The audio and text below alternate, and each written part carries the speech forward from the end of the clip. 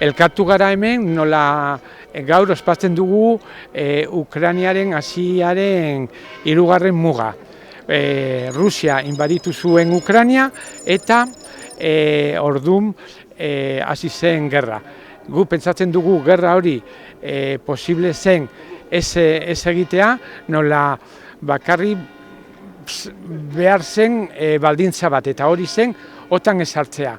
Baina bai Boris Johnson, bai estatuko lehendakaria planteatu zuten egitea eta sartzea NATOn, eta horregatik guda hasi zen.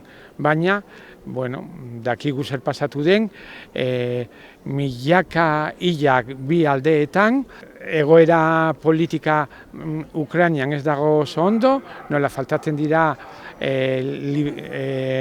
libertadeak, alderdi batzuk debekatutak daude, eta objektoreak proskritoak daude. Gogoratu behar duguan badago movimiento pacifista potente bat, eta egon dela 3 urte hauek esanez guda gelditu behar zen, barrutik egiten zuten, eta gobernua edo epaileak bere kontra joan dira, baina han daude. Gerra gelditzea eta planteatzea beste modu bateko irtenbideak.